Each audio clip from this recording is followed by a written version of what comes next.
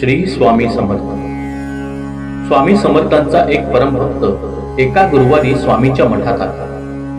स्वामींच्या पादुकांवर त्याने आपला भक्तिमाता टेकवली। त्याच्या डोळ्यातून त्या क्षणी स्वामी स्मरणाने आनंदाश्रू ओघळू लागले। तो स्वामी स्मरणात हरवू लागला। इतक्यात काय झाले तर स्वामींचा हात त्याच्या पाठीवरून फिरू लागला। तो स्वामींचा दिव्य स्पर्श त्या परमभक्ताच्या काळजात स्वामी प्रेमाने लक्ष दिवे उजळून गेला।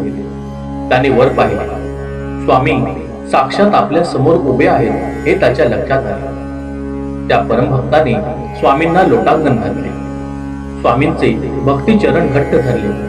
तो आनंदाने रडू लागला। त्याची अनेक वर्षाची मनोकामना स्वामींनी पूर्ण केली। मठातल्या इतर भक्तांना नेमके काय चालले आहे तेच कळेना। स्वामी पुन्हा अदृश्य झाले आणि तो परमभक्त भानावर आला। स्वामी दर्शनाची आपली तहान स्वामींनी अचानकपणे पूर्ण केली या परमानंदात तो गर्क झाला। लोक त्याला अनेक प्रश्न विचारत होते, परंतु त्याचे चित्त स्वामीमय झाल्यामुळे तो काहीच बोलत नव्हता। थोडा वेळ गेला। गुरुवारची मठातली स्वामींची आरती सुरू झाली। तेव्हा तो परमभक्त भानावर आला। त्याने हात जोडले। तो म्हणू लागला की स्वामी, तुम्ही माझे सार सर्वस्व आहात। माझे अवघे प्राणविश्व आपणच आहात। माझ्या या एवढ्याशा अस्तित्वाला आपण आपल्या दर्शनाने परम सुख दिले। आता माझ्या सर्व इच्छा पूर्ण झाल्या। मला आता काहीही नको। तो परमभक्त बोलायचा थांबला। मठात दुसरा एक भक्त उभा होता।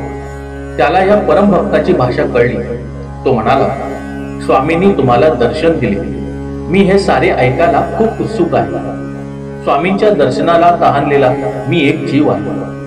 तेव्हा साक्षात्काराचा अनुभव घेतलेला हा परमभक्त म्हणाला, वाऱ्याला हातात पकडता येत नाही की सुगंधाला दाखवता येत नाही। त्यासाठी आपणच फूल होऊन सुगंधाचा अनुभव घ्यावा। स्वामी दर्शनाचा आनंद मला शब्दात पकडता येत नाही। तुम्ही फक्त अखंड नामातच गर्क व्हा। केवळ नामस्मरण करा। स्वामींचा स्पर्श झाल्याशिवाय राहणार नाही हा माझा अनुभव आहे। श्री स्वामी समर्थ।